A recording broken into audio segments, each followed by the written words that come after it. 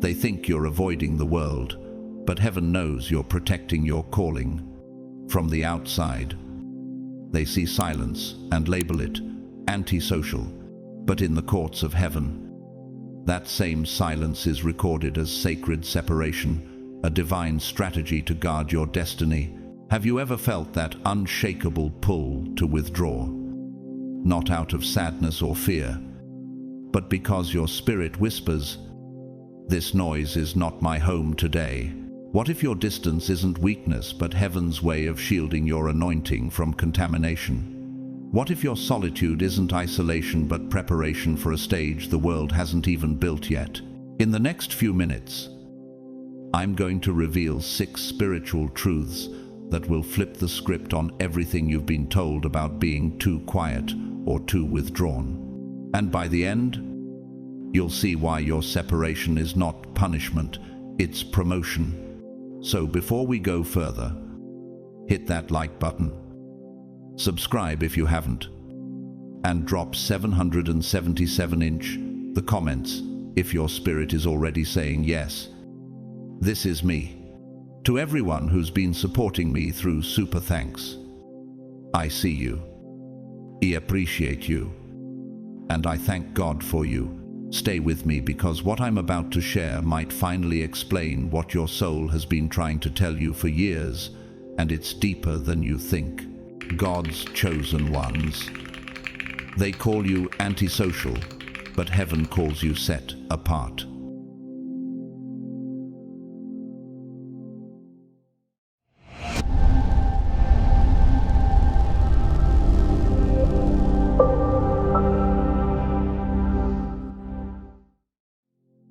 You are not withdrawing from the world because you are timid, and you are not staying home because you are fragile. You are stepping back because your soul has begun to awaken to something the crowd cannot hear. There is a vast difference between running away and rising up in silence. And it's time you see that difference with crystal clarity. The streets outside may pulse with noise and glitter, but much of it is hollow light, neon, that blinds instead of guides.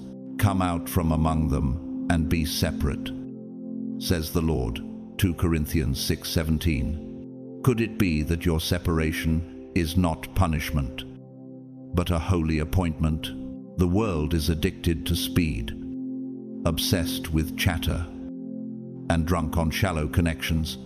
People rush from one obligation to another, wearing exhaustion like a badge of honor, mistaking busyness for fruitfulness.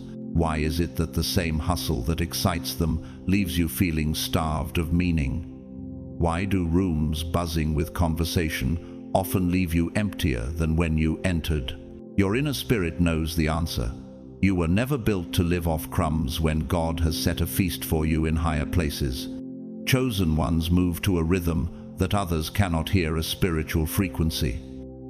Delicate, yet unshakable, tuned to eternity. Truth does not flourish in the din of endless opinions. It grows in stillness. King David understood this when he wrote, "Be still and know that I am God."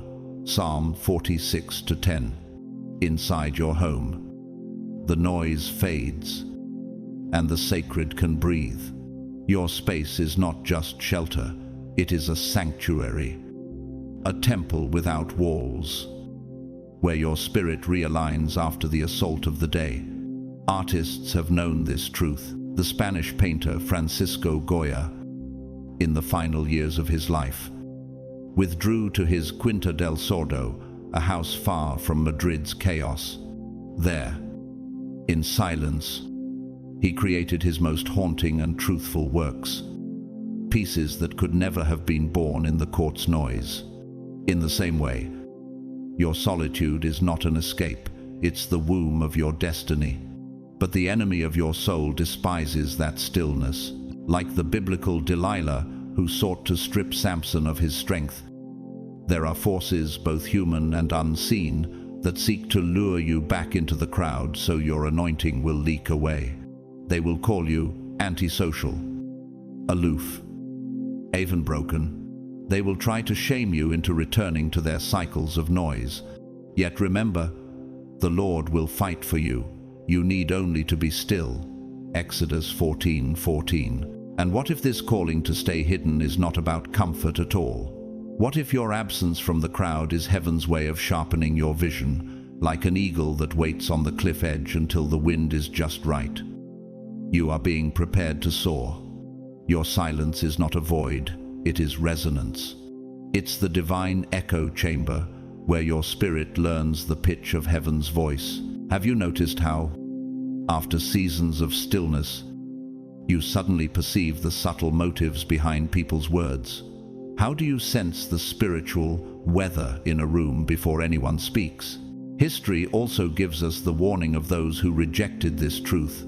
The French revolutionary Jean-Paul Marat thrived on constant public agitation, surrounding himself with endless meetings, riots, and manipulations. The noise he worshipped became his undoing. His inability to step away and see clearly led him into paranoia and eventual assassination. What the world called influence was actually his spiritual blindness.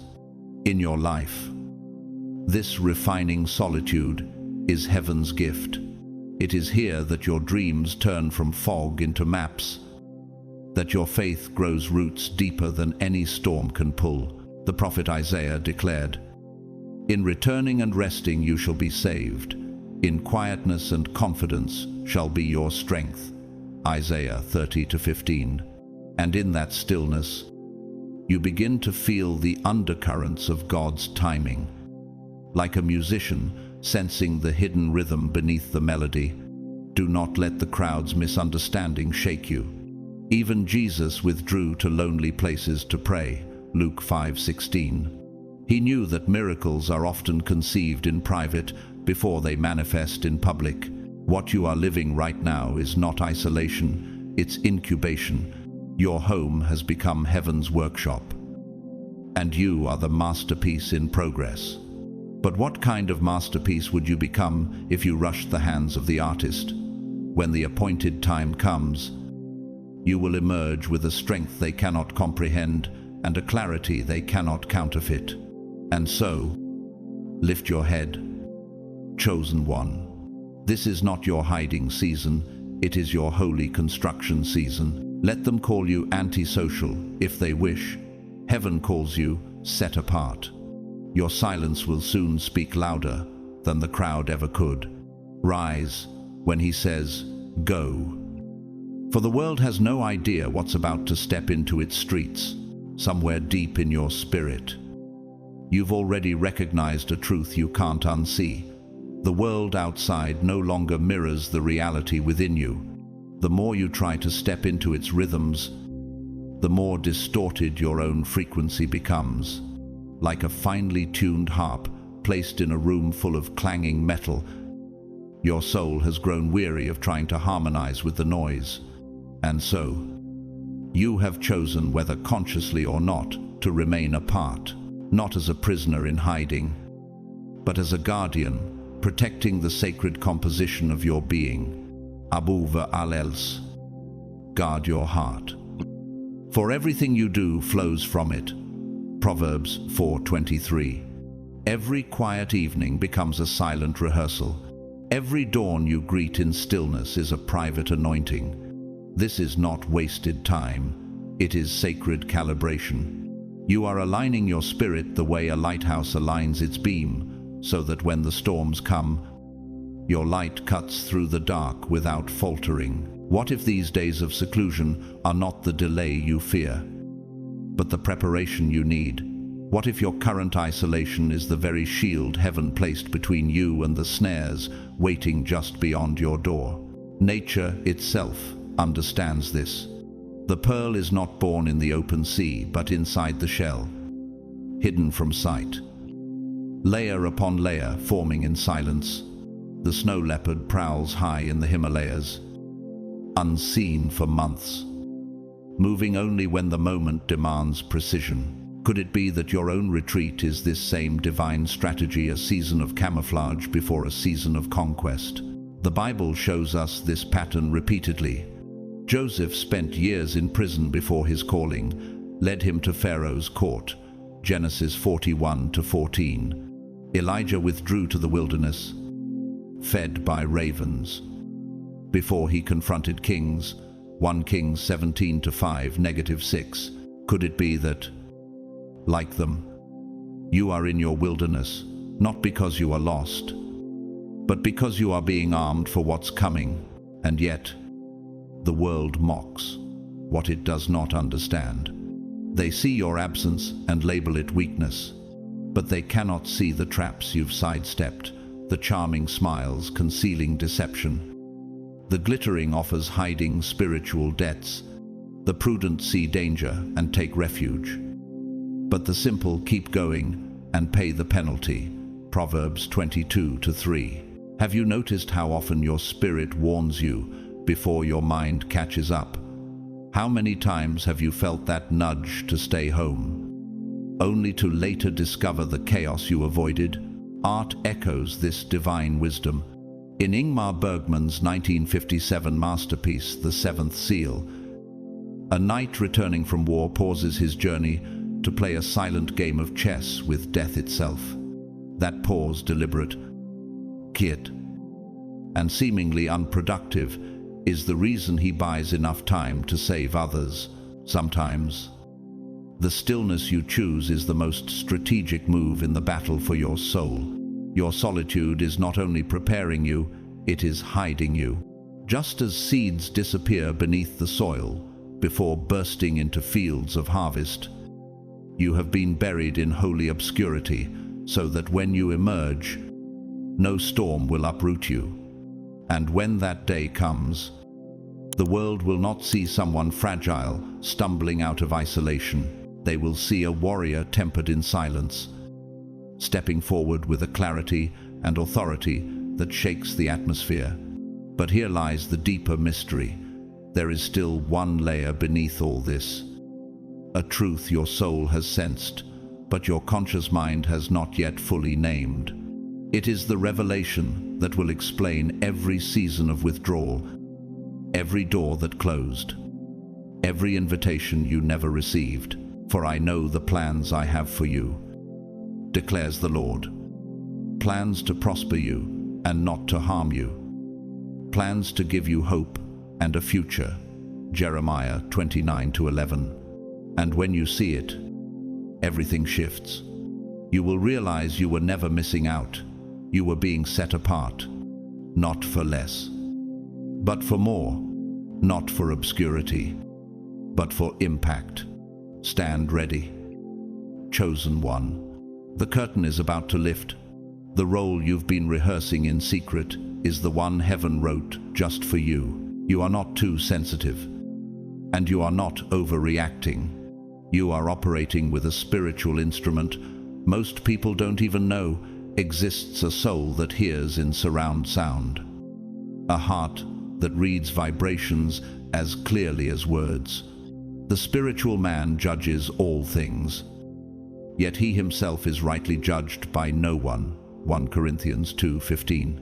While others walk into a room and notice only walls, chair, and faces, you register the temperature of the unseen. You feel the thickness of unspoken resentment in the air, the faint tremor of jealousy hiding behind a smile, the lingering echo of a conflict that ended days ago but still hums beneath the floorboards of the atmosphere. It's not paranoia, it's discernment, and discernment, when it is sharp, is like a high-resolution radar. It catches what is invisible to the naked eye.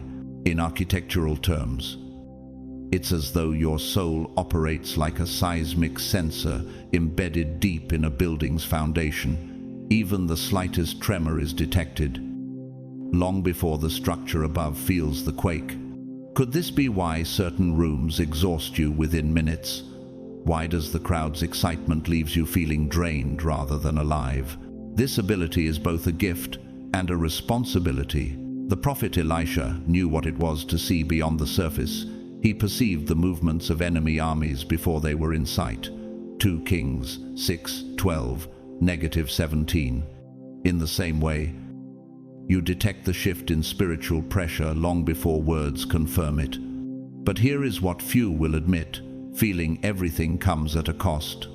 Being this open is like walking through a storm without a shield. Every current of pain, every gust of ego, every drop of bitterness can cling to you unless you guard your atmosphere. Above all else, guard your heart, for everything you do flows from it. Proverbs 4:23. Science mirrors this reality. In physics, resonance occurs when one object vibrating at a certain frequency causes another to vibrate at that same frequency. When you step into certain environments, your spirit begins to resonate, sometimes with purity, sometimes with pollution. Have you ever realized that you're not just hearing the music in the room, but also feeling the song of people's souls? History gives us an example of a man who lived this way. The Norwegian composer Edvard Grieg, known for Peer Gynt, often withdrew from bustling cities to compose in his secluded cabin by the fjords. He once wrote that the noise of society distorted the music he carried inside. He needed stillness to protect the original score written in his heart. You, too, carry a composition heaven has given you, and the wrong frequencies can warp its melody. And here is where the battlefield lies. Most people think the world is loud only in sound, but you know the deeper truth. It's loud in spirit. Crowds project unhealed wounds. Places carry the psychological architecture of past events. And moments are charged with pressures no one speaks of, for we wrestle not against flesh and blood, but against spiritual forces of evil in the heavenly realms. Ephesians 6:12. You feel these layers in your bones, even if no one else notices. This is why staying home isn't a weakness. It's your laboratory, your sanctuary, your tuning chamber. Here, you recalibrate your frequency, the way a craftsman retunes a grand piano, string by string, key by key, until every note rings true again. And if you don't take time to tune your own strings, how can you expect your life's song to carry power? And when you emerge from that quiet, you carry the clarity of someone who knows exactly which vibrations to embrace and which to reject. So, while they laugh at your need for space or question your absence from the party, they will never see the invisible wars you fight in silence. You are not fragile. You are finely tuned, and finely tuned instruments don't belong in every room. They belong in the right ones. The Lord will keep you from all harm. He will watch over your life. Psalm 121:7. Chosen one. The world may call it overthinking. Heaven calls it spiritual precision. Guard it. Sharpen it. And when God says, go, step into the world knowing you carry the blueprint of heaven's sound within you. You felt it, that unexplainable pull to step away, to disappear from the noise, to guard something inside you without even knowing exactly why. It's as if an unseen hand has been placing you in hidden rooms, away from the crowd, away from certain people, and you can't shake the question, what am I being prepared for? You are the light of the world. A city set on a hill cannot be hidden. Matthew 5:14. But what if, before you are placed on that hill, heaven is keeping you in the shadows for a reason, like a priceless manuscript locked in a vault? Your spirit carries a signature no one else can forge, and anything that is rare must be protected. That's why you feel the urge to withdraw, not because you're afraid, but because something sacred is under construction inside you. This is why, without even trying, your soul begins to draw you away from people who smile with their mouths but lie with their energy, from rooms where the air hums with competition instead of connection, from conversations where truth is buried under performance and ego. This withdrawal is not judgment, it is stewardship. You are not abandoning people, you are defending the clarity that God has entrusted to you. Above all else, guard your heart, for everything you do flows from it. Proverbs 4:23. And here is the mystery many overlook. Your sensitivity is not merely about protection, it is about preparation. What if the reason you feel so deeply is because you were created to detect what others overlook? Could it be that this heightened perception is your qualification for a hidden role in the kingdom, that without it, you would miss the whispers of heaven woven into the noise of life? History gives us a striking parallel in the life of Corrie ten Boom, the Dutch watchmaker who, during World War II, risked her life to hide Jews from Nazi persecution. She often spoke of how her spiritual radar warned her of danger before it arrived, a sensitivity honed in prayer and solitude. She didn't just survive the noise of war, she interpreted it, using it to save lives. But there is also a warning written in the lives of those who misused their influence. One example is the Renaissance schemer Cesare Borgia, who wielded his charisma like a weapon, drawing people into alliances drenched in deceit. His hunger for power distorted his frequency until even his allies turned against him, leading to his downfall. Sensitivity without purity becomes manipulation. Perception without surrender becomes corruption. Your sacred assignment requires mastery of your own atmosphere. That is why your training ground is home, a sanctuary where your spirit can breathe without the static of other people's unresolved storms. Here, your emotional currents untangle, your discernment sharpens, and your peace grows roots that cannot be pulled up by the world's winds. In returning and rest you shall be saved. In quietness and trust shall be your strength. Isaiah 30:15. Because soon, your sensitivity will not only protect your frequency, it will wield it.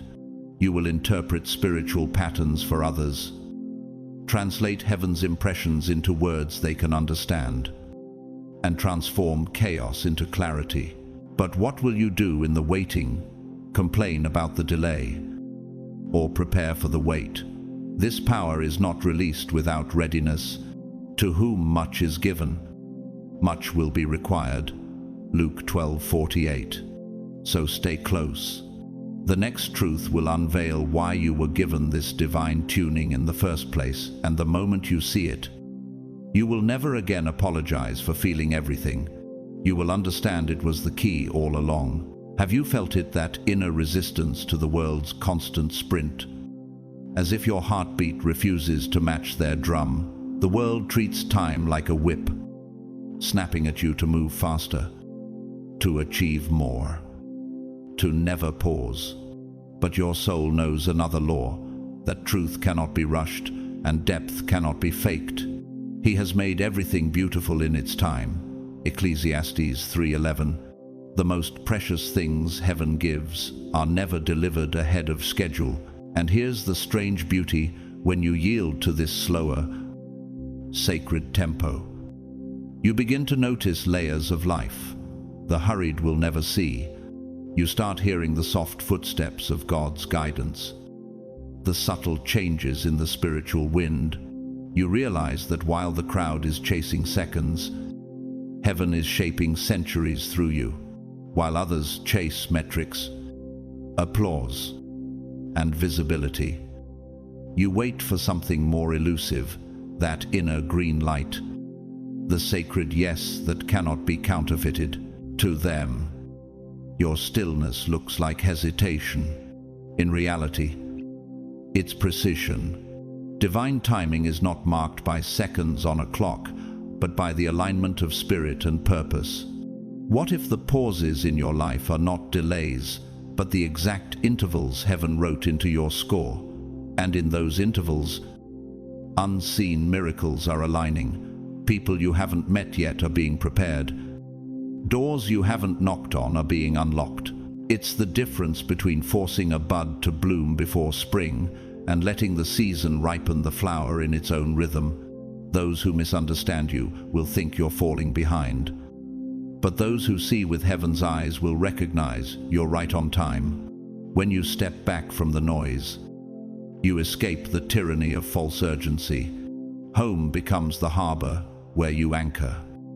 Far from the currents that pull others into exhaustion, rest in the Lord and wait patiently for Him. Psalm 37:7. Here, you don't measure yourself by today's speed, but by eternal sequence. And in that sequence, every day has its place. Just as every note in a symphony has its measure, remove one rest too early, and the entire song loses its meaning. In this quiet, your spirit can breathe without having to compete, without being drowned by the shouts of more, faster. Now, you start to feel the gentle recalibration of your heart. The way a compass needle slowly aligns to true north when the magnets of distraction are removed.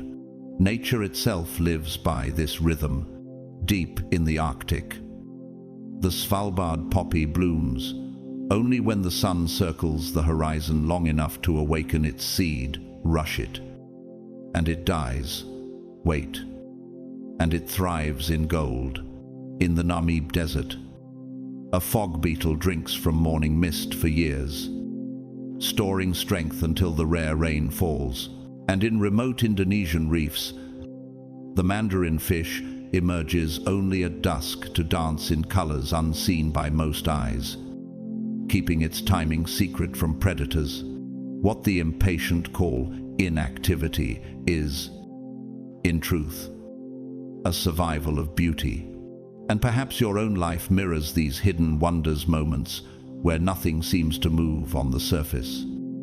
Yet, beneath, roots are weaving networks of strength. Could it be that heaven is using this quiet season to anchor you so deeply that when your time comes, no storm can uproot you? Your life has the same hidden choreography. Months of quiet can suddenly pivot into a season where doors open, ideas converge, and opportunities flood in. It looks like overnight success to outsiders, but you know it was years of invisible movement. Those who wait on the Lord will renew their strength. They will soar on wings like eagles. Isaiah 40:31. And here's the truth. Those wings don't grow in flight. They grow in stillness. Every conversation you've had, every book you've read, every whispered prayer in the dark has been part of the scaffolding for what's ahead. The unveiling is not a magic trick. It's a divine construction project. And the ribbon cutting only happens when the structure is strong enough to stand. The stage has its lessons. In Verdi's opera, Aida, the trumpets do not blast at the overture. They wait for the triumphal march. A sound so precise and royal that it would lose its power if played a moment too soon. Your calling is the same. A fanfare held until the moment when heaven's signal meets earth's readiness. Imagine how much more powerful your impact will be because you refuse to play your note out of turn. Those who rush will find their music drowned in noise, but those who wait will release a sound that stills the room. And perhaps, just like that trumpet's silence before the march, your pause right now is what will make your arrival unforgettable. Freedom comes when you stop panicking over someone else getting there first. Your destination is not transferable. It bears your spiritual fingerprints. Let us not grow weary in doing good, for at the proper time we will reap if we do not give up. Galatians 6-9. The proper time is not decided by the crowd's pace, but by the King's decree. And if the author of time himself is holding your timeline, what is there left to fear? In that freedom, envy dissolves. Comparison loses its voice, and the fear of missing out is replaced by the confidence of being held by divine scheduling. Every step you take is a step that matters. because it is woven into the eternal tapestry of your purpose. So, guard your rhythm. When the inner signal turns green, step forward with full force. When it stays red, it holds its position like a tree whose roots are still drinking from underground rivers. Your pace is not slow, it's sacred. And when the conductor lifts his hand for your entrance, your sound will change the atmosphere. And when that happens, it won't just be your season, it will be the fulfillment of every silent rehearsal, every hidden sacrifice, every moment you chose purpose over pressure. Your path requires patience, stillness, and discernment, not because you're hesitant, but because you're precise. The crowd equates motion with meaning, yet your spirit knows haste, fractures, foundations. Whoever believes will not be in haste. Isaiah 28:16. You don't slow down to avoid life. You slow down to hear the alignment click into place. What if the pause you're guarding is the very interval where heaven calibrates your next step with surgical accuracy? When you refuse to be rushed, you're not idle, you're listening. In the language of signal processing, you're raising the signal to noise ratio so the faint guidance becomes audible. In psychology, you're exiting cognitive overload so working memory can actually encode what matters. In physics, you're letting oscillators phase lock your heart's rhythm, synchronizing with God's tempo until the beat is clean. For God alone my soul waits in silence. Psalm 62:1. And in that silence, decisions stop being guesses and start becoming geometry. Destiny has a rhythm, and it hums beneath quiet moments, the way a seismograph registers movements long before a building notices strain. In holy architecture, timing is the invisible scaffold. Rush the curing of the concrete and the load-bearing walls will crack. Spiritual life has its own annealing, heat, hold, and cool each stage essential, or the metal stays brittle. Can you feel how the empty hours are tempering your character so your future won't collapse under its own weight? You're not circling in confusion, you're ascending in iterations. Think of a spiral staircase inside a cathedral tower.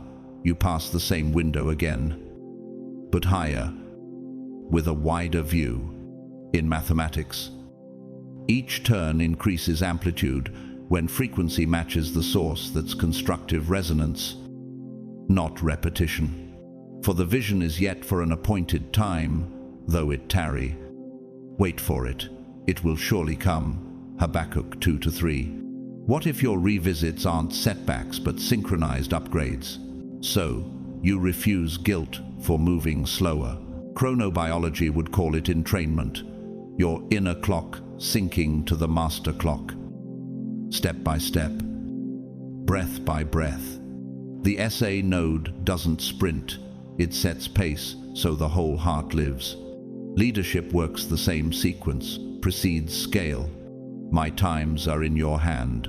Psalm 31-15. And if your times truly rest there, why borrow panic from someone else's stopwatch? Here's the twist. The stillness you've honored isn't mere peace, it's a portal. In sacred architecture, thresholds matter.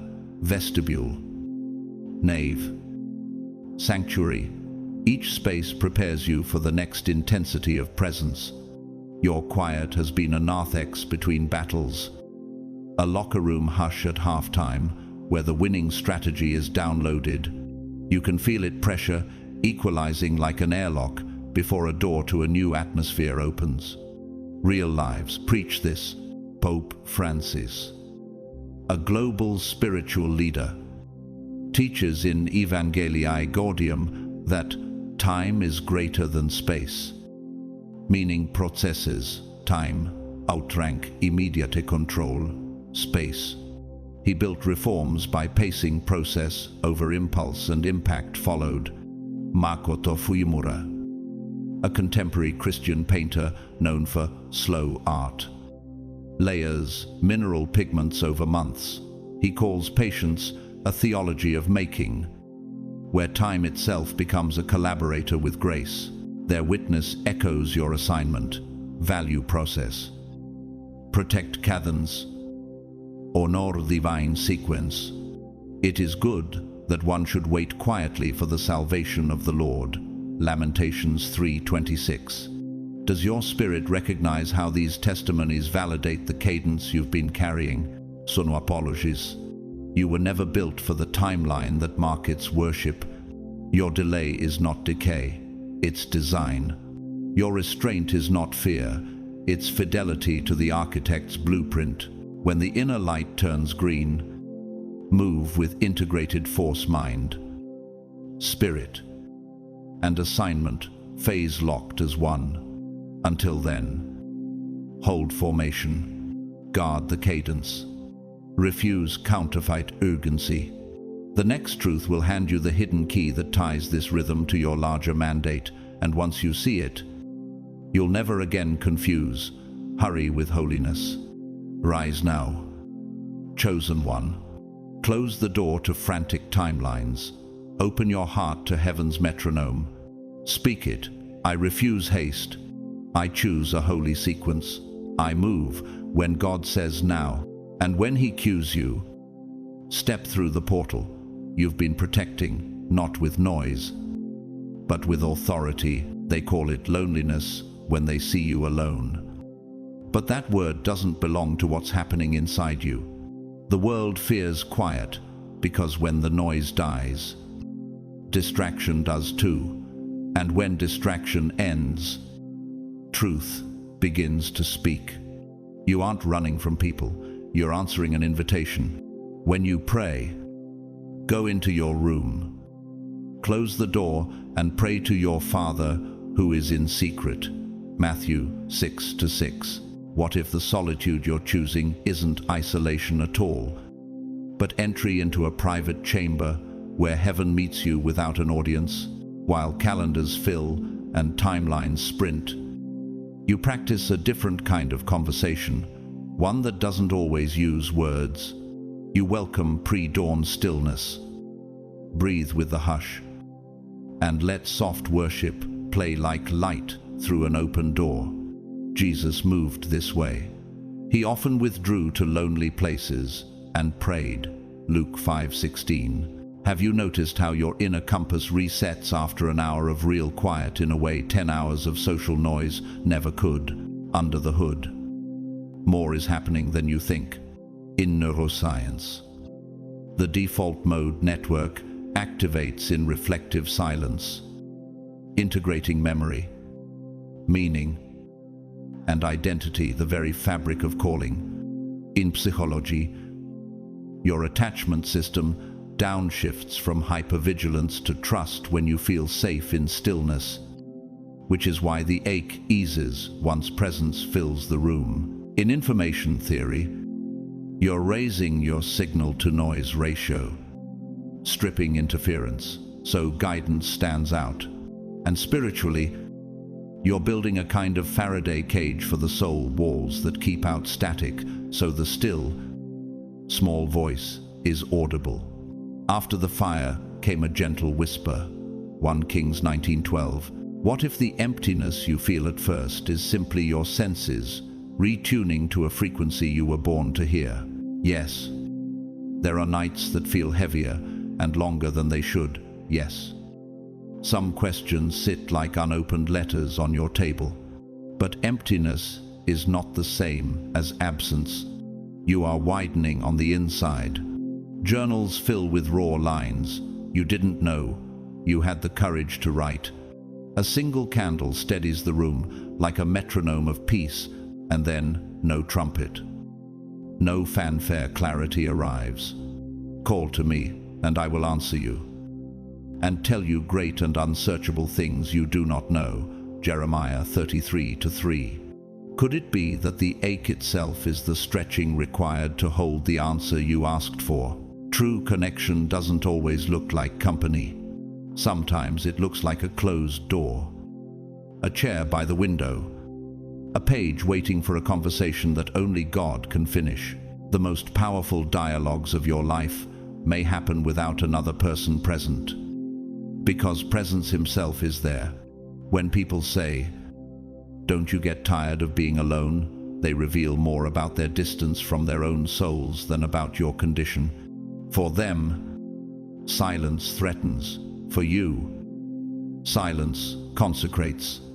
Abide in me, and I in you. John 15:4. When abiding becomes your baseline, even a quiet room feels crowded with glory. Does your spirit recognize how much stronger you are after those wordless hours? Real lives confirm this. Søren Kierkegaard, the Danish Christian philosopher, walked Copenhagen's streets in deliberate solitude and poured his heart into journals, arguing that purity of heart is to will one thing. He wasn't escaping people, he was refining presence, learning to stand before God without props. Chiara Lubich, an Italian Catholic lay leader and founder of the Folklore movement, practiced moments of unity in silence before major decisions. She taught that interior stillness births exterior love that lasts. Their witness is simple. A deep connection with God can look like a quiet desk, unopened page, a steady breath, then action that echoes for decades. When the crowd sees lonely, heaven seems rooted. There's also a cadence to your solitude that many miss in architecture. Sacred spaces guide you across thresholds, narthex to nave to sanctuary, each transition lowering the volume of the world and heightening awareness of presence. Your life mirrors that procession. Inbox to prayer, noise to nearness, hurry to holiness. In sport, the halftime locker room hush isn't wasted minutes. It's where the scoreboard surrenders to strategy and a season changes. What if your quiet quarters are that locker room for your destiny? The interval where God hands you plays no stadium can hear, and when the door opens again, you don't wander back, you re-enter with an assignment. Sono. You're not lonely. You're connected upstream. You're not withdrawing, you're being wired for clarity. You're not avoiding life, you're aligning with it at its source. The room may be still, but heaven is not. When you pray, go in, and your Father who sees in secret will reward you. Matthew 6:6. Echoed. And if the world cannot read this season, that's fine. They weren't given the blueprint for your inner cathedral. Chosen one. Close the door. Light the candle. Open the page. And welcome the presence who already waits for you. Say it out loud. This is not loneliness. This is intimacy. I refuse the crowd's diagnosis and receive heaven's appointment when he sends you out. Step back into the world with the same nearness you found in the quiet and watch confusion bow to clarity wherever you go. Your quiet room is a womb. In that hush, visions take shape. Healing begins. And purpose is incubated until maturity. The great messengers were rarely discovered in the roar of the marketplace. They appeared from caves, deserts, upper rooms, places where noise cannot bargain with destiny. You're walking the same path, not as a hermit escaping life, but as a steward preparing life. He who dwells in the secret place of the Most High shall abide under the shadow of the Almighty. Psalm 91:1. What if the stillness you protect is the very climate where your assignment can finally breathe? Separation is not severance, it is fine-tuning. Little by little, your inner world grows so vivid that the outer world stops being your oxygen. You stop needing to be seen because you've tasted the unseen. You stop chasing a crowd because you've found a presence. You will keep him in perfect peace, whose mind is stayed on you. Isaiah 26:3. Ever noticed how, After a deep hour of silence, your fears lose their vocabulary. How do your doubts dim like a screen fading to black when the director steps in? This communion moves beneath words. There are mornings when prayer is a conversation without sentences, only breath, only nearness, and that is enough. Mark records it simply, very early, while it was still dark. Jesus got up, left the house, and went off to a solitary place. And there he prayed.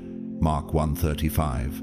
Could it be that what people call lonely is actually your training in nearness, God teaching you the language of presence until a whisper carries more weight than a crowd's approval? Nature already confirms this hidden curriculum. The glass-winged butterfly forms its near-invisible wings within a protected chrysalis. Transparency isn't an aesthetic, it's a survival strategy learned in silence. The queen of the night cactus blooms once. At night, miss the hour. Miss the wonder. Blue glacier ice doesn't appear on day one. Clarity arrives after long. Patient pressure removes the air. In the dark soil, mycelium networks weave quiet intelligence through a forest, turning solitude into shared strength. And on winter tundra, a snowy owl hunts by listening for what cannot be seen. Silence becomes radar. Your journals become altars pages where raw lines meet holy answers. A single candle steadies the room. And you feel that rare alignment when your soul stops sprinting and finally stands. Draw near to God, and He will draw near to you. James 4:8. Is it possible the heaviness you sometimes feel isn't emptiness at all, but expansion, your interior stretching to hold what you asked heaven to send? Here's the twist most will never catch. The ache they call loneliness is becoming your armor. The solitude guarding you now is forming a shield they can't see and can't steal.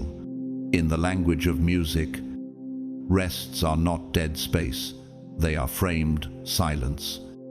The only way a melody learns to carry glory. Handel understood this. Messiah ascends toward the promise, and the glory of the Lord shall be revealed. But the line lands with weight because of the quiet that precedes it. Your life is learning that same sacred pacing. Pause, then reveal, hidden, then heralded. There is, however, a door within the quiet one that doesn't open for hurry.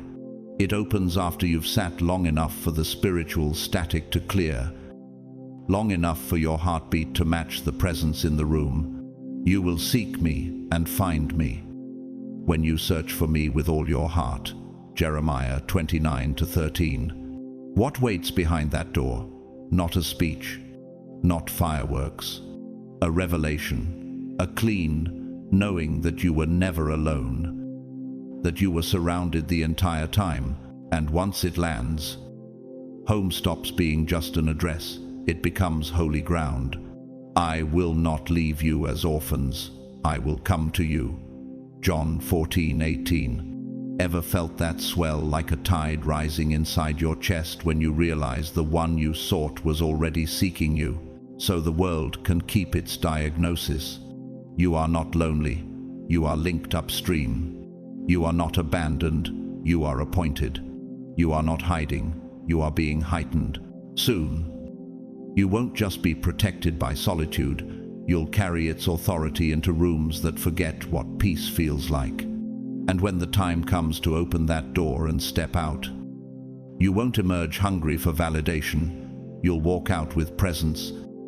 The very thing your generation is starving for, but doesn't know how to ask. Stand up. Chosen one, guard your secret place. Then go with holy clarity. Speak it now. This isn't loneliness, this is intimacy. This isn't absence, this is activation. I move with the presence I found in silence. When the cue comes, step forward, quiet on the outside, thunder on the inside, and watch confusion bow to the God who walks with you. They see four walls, you see a sanctuary. They glance at furniture, you feel a fortress. As for me and my house, we will serve the Lord. Joshua 24-15. Your home isn't simply a shelter from weather or work. It is the tuning chamber where your soul aligns with the frequency of heaven. The world assumes you've withdrawn to hide, but you know better. This is your holy ground, the convergence point where your spirit and the invisible meet. What if the space you've been tending is not just decor, but destiny's launchpad? That candle you light is more than ambiance. It's intention made visible. A flicker that testifies, I'm ready for the presence. That quiet corner where your prayers rise is not just a seat, it's a portal. A personal holy of holies where heaven inclines to hear. Let my prayer be set before you like incense. May the lifting up of my hands be like the evening sacrifice. Psalm 141-2. Ever wondered why some silences in your home feel heavier, fuller, like someone else's in the room? Maybe it's because you're never truly alone here. In design theory, sacred architecture is built to direct the flow of human attention upward. Medieval cathedrals were engineered so the acoustics would carry whispers to the rafters and light would fall like revelation through stained glass. Your home mirrors that principle. Every object begins to hold symbolic weight. The book you revisit isn't just literature, it's a revelation on repeat. The blanket that covers you on weary nights is more than warmth. It's a shield in fabric form. That soft music, that steady incense, the teacup cradled in your hands, these aren't random habits, they're micro-rituals, anchors for the soul. In physics, we'd call this reducing environmental entropy, clearing the chaos, so resonance can occur without distortion. In psychology, it's creating a safe attachment space, an environment where your nervous system recognizes, I am safe here, allowing deep processing and renewal. In electrical engineering, it's a grounded circuit current flows purely because the excess charge has somewhere holy to go. Could it be that the order you create in your room is more than aesthetic, that you're literally aligning the spiritual circuitry so heaven's current can flow without interference? History gives us proof. Blaise Pascal, the French mathematician and philosopher, kept a small chamber for prayer and study. On the night of the 23rd of November, 1654, in that hidden room, he experienced what he later called the Night of Fire. An encounter so intense, he sewed a written account into his coat to carry for the rest of his life. His home was not his retreat, it was his altar. And from that altar, his influence rippled into mathematics, theology, and culture. Here, in your own space, you don't have to shrink to fit anyone's expectations. You don't need to translate your spirit into a language that the unready can accept.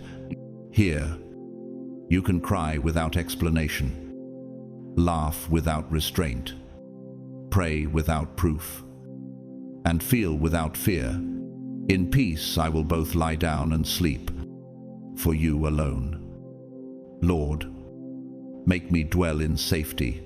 Psalm 4-8. The outer world may demand filters and masks, but here, the outer finally mirrors the inner, and slowly, without fanfare, your home evolves. It stops being just a physical address and becomes an elevational axis, a place where you ascend layer by layer. In acoustics, certain resonant chambers amplify the purest tones. In heaven's design, certain resonant lives amplify the clearest presence. Blessed are those you choose and bring near to live in your courts. Psalm 65-4. Could it be that every moment you spend here is building the architecture of a life that can hold the weight of your calling? One day, the world will see the public work, but it will be rooted in the private altar. And when you step out, You won't be leaving the sanctuary. You'll be carrying it with you. Chosen one, guard your sanctuary. Speak it now. My home is not my hiding place. It is my altar, my tuning chamber, my gateway to the King. Let the peace you've built within these walls become the presence you bring beyond them. And when the world enters your atmosphere, let them feel what you feel. Every time you walk through your own door, holy ground, your space is a sacred field where conversations with the unseen actually happen. It's a womb where future versions of you are quietly being formed. It's a mirror that reflects who you're becoming rather than replaying who you were. Ever noticed how the moment your key turns and the door closes behind you, the air shifts and your lungs finally draw a full breath? That's not mere relief, that's realignment. The street demands a performance. Your home invites presence. What you arrange here isn't decoration, it's devotion. The chair by the window where your hands open and your heart steadies isn't just furniture, it's a meeting place. The soft light you switch on in the early hour is more than ambience. It's your signal to heaven that you're listening. When you pray, go into your room. Close the door and pray to your Father who is in secret. Matthew 6:6. Could it be that what others call downtime is actually the hour your destiny gets its instructions? As you treat your house like an altar, it begins to answer like one. Clarity arrives without announcement. Emotions release and leave you lighter than they found you. Guidance lands mid-silence, as if a sentence finished itself inside your chest. He who dwells in the secret place of the Most High shall abide under the shadow of the Almighty. Psalm 91:1. Have you felt how the quiet grows fuller? Almost as if the room itself is aware, like someone else has just entered and brought peace with them. The sacredness of your home is not determined by size, location, or style. It's defined by atmosphere. You could live in a single room with bare walls and still host eternity. Doors that once creaked with anxiety start opening into steadiness. A cup placed on the table becomes an anchor for prayer. A well-worn book on the nightstand turns into a doorway for fresh revelation. My people will live in peaceful dwelling places, in secure homes, in undisturbed places of rest. Isaiah 32:18. Real lives confirm this. Susanna Wesley, mother of John and Charles Wesley, who sparked a movement of revival, often turned her bustling home into a sanctuary by pulling her apron over her head to pray when solitude was impossible. No cathedral, no choir, just a woman in a modest house, creating an altar with a simple gesture and a willing heart. Out of that ordinary space came extraordinary fruit that reshaped nations. One thing have I desired of the Lord, that I may dwell in the house of the Lord all the days of my life. Psalm 27:4. Does your spirit recognize that the greatness you're sensing is being built right where you sit? There is also a warning written in modern history about the danger of rooms filled with trophies but empty of truth. Bernie Madoff, once celebrated as a financial icon, curated environments of prestige and assurance, while the foundation beneath him was deception. When the facade collapsed, the cost was catastrophic. A 150-year sentence, shattered trust, and a legacy synonymous with ruin. Applause can fill a house. Only integrity makes it an altar. The rain fell, and it fell with a great crash. Matthew 7:27. What are we really building inside our walls? A stage or a sanctuary? Here, in your house, you don't have to shrink, translate, or filter. Here you can cry without commentary, laugh without restraint, pray without proof, and feel without fear. Your pages gather the rawest lines. Your floor becomes the safest ground. Your silence turns into the most honest conversation of your day. And slowly, something changes. Your address stops being only where you live and becomes where you ascend. Your room becomes the place your outside finally matches your inside. No mask, no scramble, just alignment. And here's the mystery still unfolding. This altar hasn't only been healing you, it's been preparing you. The private clarity is meant to be carried public. The instructions given in secret are meant to be embodied in the open.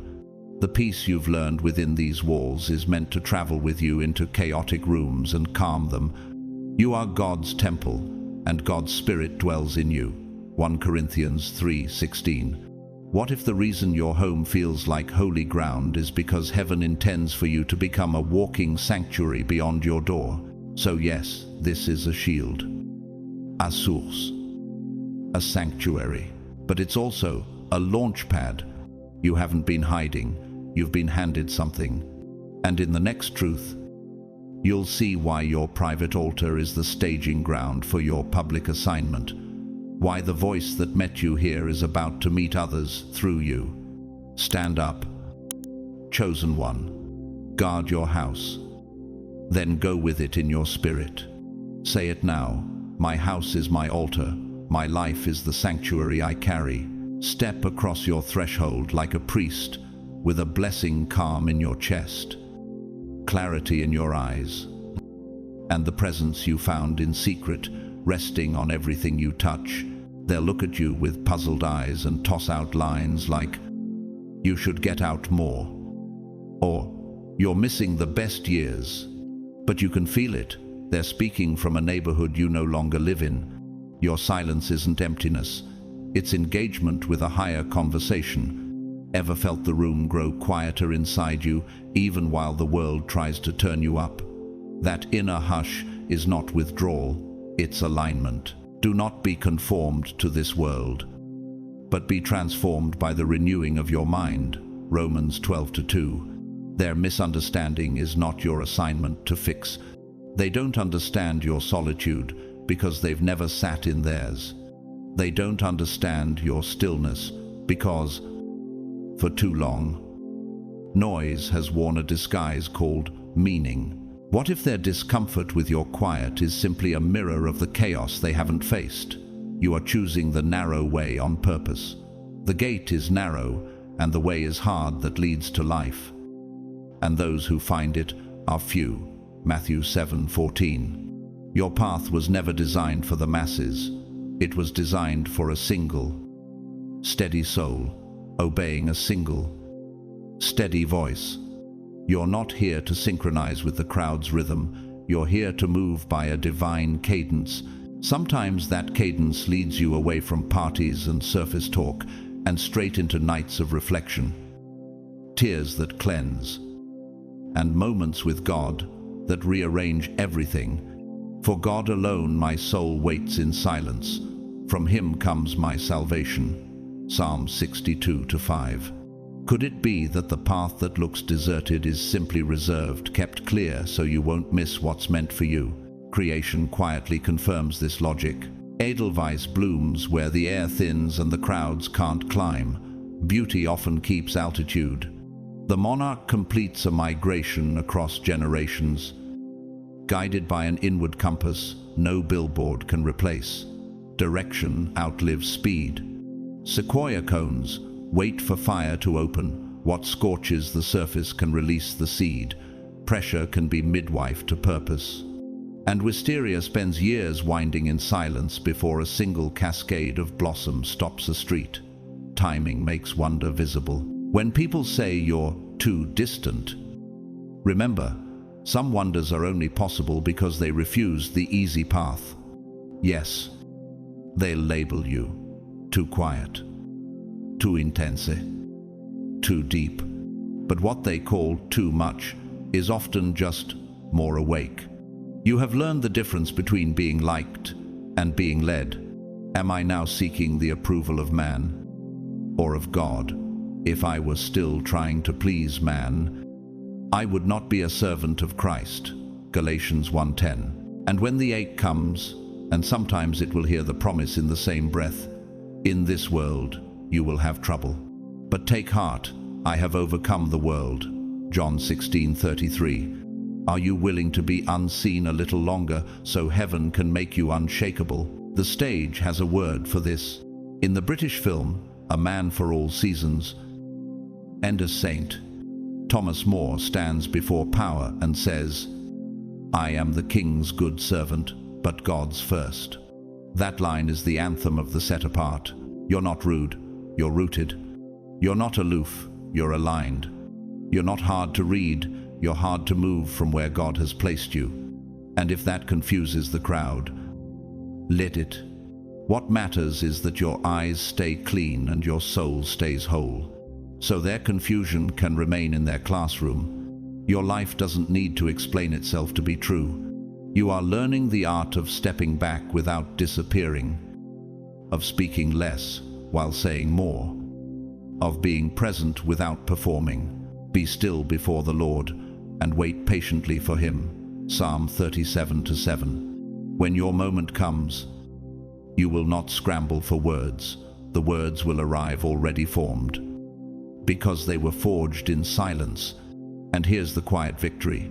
The very things they mocked, your pauses, your prayers, your private hours, are the scaffolding of a future they will later call grace. You will walk into rooms with a peace that doesn't need permission, a clarity that doesn't need applause. You'll love people without letting them pilot you. You'll serve without surrendering your center. The same stillness they dismissed will be the authority you carry. Stand up, chosen one. Close your ears to the chorus that doesn't know your score. Speak it now. I release the need to be understood. I choose the narrow way. I follow God's cadence over the crowd's calendar. When the world asks for noise, bring presence. When it demands performance, bring truth. Step forward, quiet in posture, thunder in spirit, and watch the room. Learn the language of peace. You've seen what counterfeit connection feels like. You've tasted the hollowness of blending in when your soul was born, set apart. Once your spirit wakes up to that, there's no going back. Explanations shrink. Apology evaporates. And your life starts reading like a clean signal instead of static. You are a chosen generation, a royal priesthood, a holy nation, a people for His own possession. 1 Peter 2:9. Ever noticed how the less you explain, the clearer your next step becomes? You're not disconnected, you're distilled. In the language of signal processing, you've become a bandpass filter. Distractions below your calling and noise above your calling no longer get through. In physics, you've found phase coherence. Your inner rhythm locks to heaven's tempo until interference cancels out. In psychology, it's differentiation of self, staying connected without being controlled. If you were of the world would love you as its own, but I chose you out of the world. John 15:19. Your choices look strange from the outside. Silence over noise, purpose over pressure, stillness over stimulation. But this isn't retreat, it's executive recalibration, your prefrontal cortex reclaiming leadership from anxiety loops. So, decisions flow from conviction, not crowd control. It's also information compression, stripping what's unnecessary so the essence carries more power per word. Aspire to live quietly, to mind your own affairs, and to work with your hands. 1 Thessalonians 4:11. Have you felt how your nights of reflection produce days of clean action? While their constant motion produces nothing but spin, heaven's architecture explains your path in sacred design. You pass threshold, narthex, nave, sanctuary. Each zone lowers exterior volume and heightens interior presence. Your life is crossing that threshold now.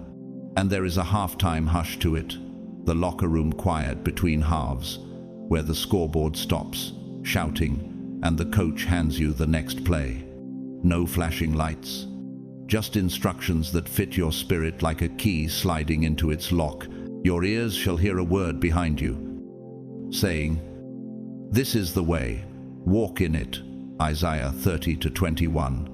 Could it be that the reason not everyone can breathe where you're going is because not everyone trained their lungs in this silence? History has its witnesses. Dag Hammarskjöld, the second Secretary General of the United Nations and a deeply contemplative Christian, kept a private journal, Markings, where solitude forged his public courage. One line became a vow: "For all that has been, thanks, to all that shall be, yes." He led on the world stage, but his clarity was minted off stage. In rooms, no cameras saw. When peers misread his reserve, integrity answered for him. So let them misunderstand. Labels like too deep, too distant, or too intense are just projections from a life outsourced to noise. You weren't designed to sync with the market's metronome. You were called to move by divine cadence. And when the same voices that mocked your solitude begin to crave your steadiness, you'll recognize it. The set apart isn't the loudest in the room, but they are the most unmistakable. Be still before the Lord and wait patiently for him. Psalm 37-7. Are you willing to keep your pace sacred even when applause tries to speed you up? Chosen one. Release the need to be decoded. Guard your signal. Keep your thresholds. Speak it now. I am not disconnected. I am distilled. Not explained, embodied. Not synchronized to noise, aligned to God. When you step out, carry the quiet like armor and the clarity like a mandate. Move clean. Move sure. Let peace be the loudest thing about you until the unveiling. Walk quietly. Move deeply. Guard your peace like the sacred treasure it is. What's forming in the hidden rooms of your life is not small. It's holy, weighty, almost ready. Be still and know that I am God. Psalm 46-10. Can you sense how the quiet you honored has been carving out a place inside you that noise could never build? The more you protect this hush, the more your heart stops scattering and begins to gather. Distractions lose their grip, and what matters steps forward with a steady face. Little by little, you're learning to live from the center, not the crowd. The stillness, the separation, the secret hours, none of it was wasted. You weren't avoiding life, you were absorbing instruction. The world called it a pause, heaven called it preparation, for the vision awaits its appointed time, though it linger. Wait for it, it will surely come. Habakkuk 2-3. Have you noticed how clarity now arrives without shouting? As if your future learned your name in the dark. In those quiet margins, motives get sifted, and your yes grows clean. Your calendar shrinks, but your capacity expands. You're learning the sacred difference between being busy and being sent. Chosen one. You were never meant to blend in. You were born to disrupt illusion by embodying truth. While a culture addicted to distraction chases approval, you chose alignment. While timelines demanded performance, you chose presence. The Lord will fight for you. You need only to be still. Exodus 14:14. Who could persuade you now to trade presence for permission, or purity for popularity? You've outgrown the stage that asks for a mask. Your boundaries no longer feel like walls, they feel like wisdom. Peace has become your pace, not your prize. A witness from real life. Brother Lawrence, a 17th century Carmelite lay brother, spent his days in the kitchen and workshop, practicing the presence of God in ordinary tasks. No stage, no spotlight, just steady nearness. Chosen again and again. From those quiet hours came a fragrance of faith still read around the world. My sheep hear my voice, I know them, and they follow me.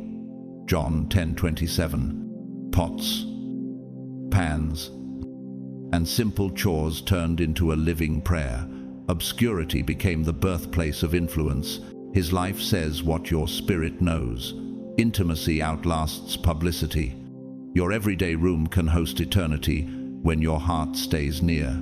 Your silence was never emptiness, it was sanctuary. In that sacred space, everything false loosened its grip, and your real self stepped forward without apology. Your calling is carved here, not by thunder, but by the quiet chisel of revelation. Isn't it striking how your eyes have grown cleaner as your words have grown fewer? You can feel the difference, less explaining, more obeying. Decisions simplify when they flow from who you are, not who they expect. You're becoming fluent in truth, and truth is becoming your native tongue. A cautionary modern example. Sam Bankman-Fried, once hailed as a visionary in crypto finance, built a public image of impact while the core was compromised. When truth surfaced, the collapse was swift and costly.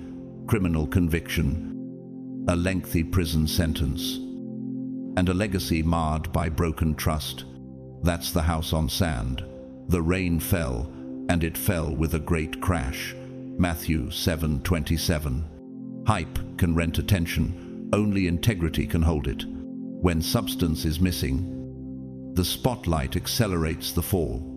This is why you've stopped over-explaining, why you refuse to shrink, why you bless the boundaries God taught you to keep. The narrow road has been widening inside you until your soul can walk it without fear. You are ready to step through the door you've been guarding, not for attention, but for assignment. The announcement won't be noise. It will be the weight of a life aligned. You won't need a microphone to be heard. Peace will carry your voice. Here is the turn you've been sensing. The quiet you tended was the birthplace of your next obedience. The separation was the scaffolding for your future strength. The secret became the signature. When you move, now, you won't drag doubt behind you. You'll carry presence ahead of you. What once felt hidden will read like holy clarity, and the rooms you enter will feel the difference before anyone speaks. Chosen one, keep your peace, keep your pace, keep your yes clean. Speak it now. My silence was sacred. My separation was strategy, and my stillness was strength. When the cue comes, move, calm in your chest, light in your eyes, and truth in your footsteps. Start with one obedient action today, and let heaven set the tempo for the rest. Bless your thresholds, guard your altar, and carry the presence you found in private into every public place you're sent. Now you can name it. Your solitude was never a pause. It was a passage, a hidden corridor between who you were and who you're becoming. You weren't retreating, you were being refined. You weren't disconnected, you were being realigned. You weren't avoiding life, you were anchoring purpose. Can you feel how the corridor that once felt narrow has widened beneath your feet? How is the air inside your chest cleaner, steadier, truer than it used to be? That unfamiliar pull to stay home, that craving for silence no one else understood, that deep need to guard your space, your time, your soul, none of it was random. In returning and rest you shall be saved. In quietness and trust shall be your strength. Isaiah 30:15. What if that tug was heaven's hand, guiding you into rooms where your destiny could finally hear itself think? It was heaven calling you to higher ground, separating you for sacred use, marking you for a mission that requires clarity, not clutter. You were being set apart from the noise that dilutes conviction and the pace that blurs purpose. Ever notice how, In that hush, your motives purified and your priorities reordered themselves without a fight. The more you honored the secret place, the more the secret place honored you. He who dwells in the secret place of the Most High shall abide under the shadow of the Almighty. Psalm 91:1. Could it be that the shadow that covered you in private is the same covering you'll carry in public? Now you feel it, don't you? That inner fire rising, that holy urgency stirring, that quiet voice inside saying, "You're almost ready," because you are. Your stillness has become strength. Your silence has become power. Your hesitation has turned into discernment. The second guessing has been replaced by a clean yes, for the vision awaits its appointed time, though it linger. Wait for it, it will surely come. Habakkuk 2-3. If the appointment is set, why waste another breath apologizing for the waiting room that made you wise? Your home is no longer just a place, it's a portal, a gateway between the seen and the unseen. In that room, divine downloads flow freely. In that chair, your light sharpens in the dark. On that floor, you remember who you are before the world tries to rename you. The rituals became rivers, a candle that steadies your breath, a page that holds the prayer your lips can't form, a hush thick with presence. The Lord will fight for you. You need only to be still. Exodus 14:14. Isn't it wild how the smallest corner can become the strongest ground you stand on all week? So when someone tilts their head and asks, "Why do you stay home so much?" let the answer be simple and sharp. Lift your eyes. Let the peace speak first. And say, "Because that's where I hear God the clearest." Then seal it with a public declaration. Comment below, "Right now, my home is my altar." Let that line ring through the thread like a bell at midnight. Let those words find the ones who needed permission to choose presence over performance. Let this moment mark you and gather your tribe. Because we aren't hiding, we're preparing. We aren't shrinking, we're sharpening. And when we emerge, we won't come back the same. We'll come back anointed, focused, undeniable. You were never meant to blend in.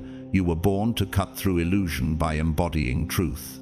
You are a chosen people, a royal priesthood, a holy nation, a people for his possession. 1 Peter 2-9. Are you ready to carry the quiet you guarded into the rooms you're sent to transform? So hold your silence like a sword. Treat your solitude like sacred fire.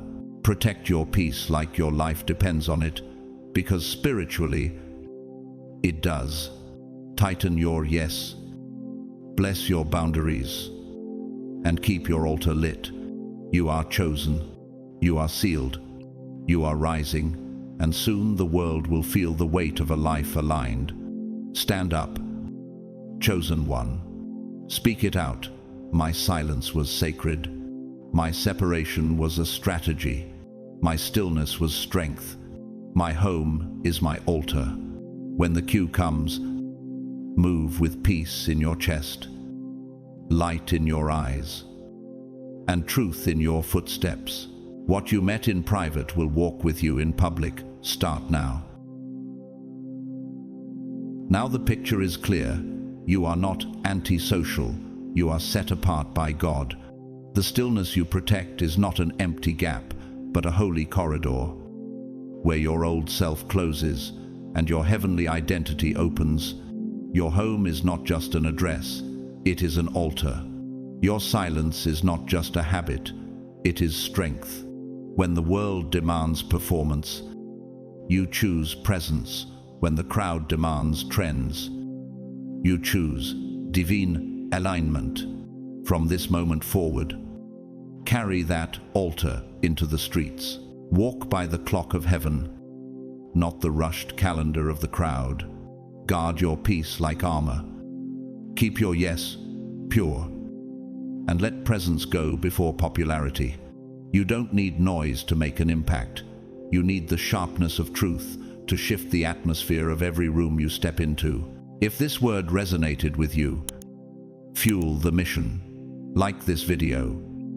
Share it with someone who needs to remember they are chosen.